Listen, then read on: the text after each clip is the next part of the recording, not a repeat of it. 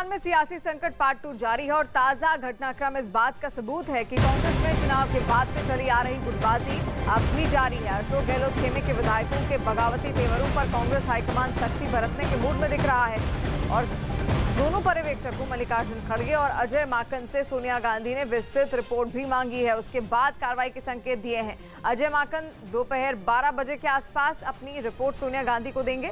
सूत्रों के हवाले से ये खबर आ रही है कि कांग्रेस अध्यक्ष के चुनाव के लिए नामांकन की प्रक्रिया दाखिल होने तक अब राजस्थान में यथास्थिति बनी रहेगी।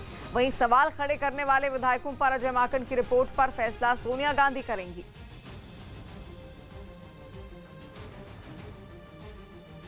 सेक्रेटरी जनरल इंचार्ज पे मेरा चार्ज है कि वो पक्षपातपूर्ण तरीके से यहाँ के विधायकों से बात कर रहे थे और उनको इन दिनों में कई दिनों से लगातार ये सूचनाएं आ रही थी। डिजिटल मार्केटिंग को सीखकर आपके प्रोडक्ट्स और सर्विसेज को दुनिया को बेचना चाहते हैं तो फ्रीडम ऐप को अभी डाउनलोड करें।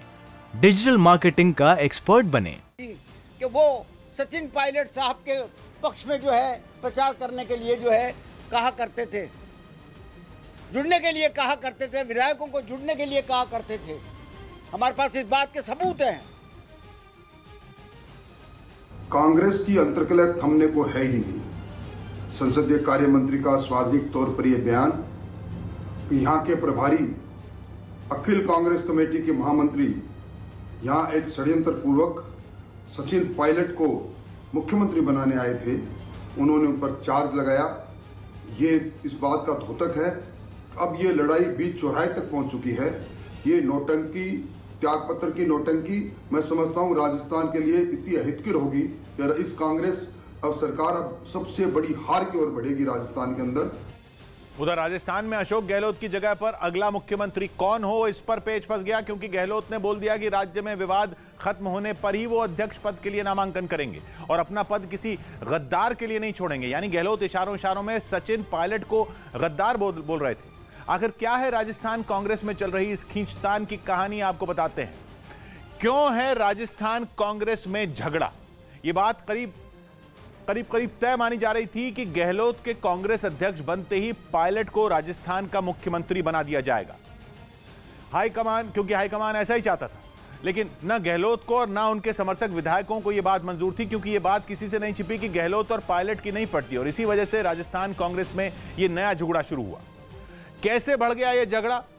अब गहलोत के समर्थक विधायकों को पायलट अपने नेता के तौर पर कबूल नहीं, इसलिए गहलोत कैंप के 76 विधायकों ने इस्तीफा सौंप दिया कि जिसके बाद गहलोत ने भी बोल दिया कि वो कुर्सी तभी छोड़ेंगे जब राजस्थान में विवाद खत्म होगा। मतलब गहलोत ने विरोध की आग बुझाई नहीं बल्कि उसमें घी डाल दिया।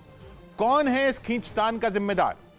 वैसे खबर है कि गहलोत चाहते थे कि वो कांग्रेस अध्यक्ष और राजस्थान का सीएम पद दोनों संभालें, लेकिन एक शख्स एक पद वाले फॉर्मूले पर यह बात फिट नहीं बैठती, इसलिए गहलोत ने अपने 3 करीबियों गोविंद सिंह डोटासरा, प्रताप सिंह खाचरियावास और शांति धारीवाल का नाम आगे बढ़ा दिया। लेकिन आलाकमान पायलट का नाम सोच चुका था, जो गहलोत को कतई मंजूर नहीं था।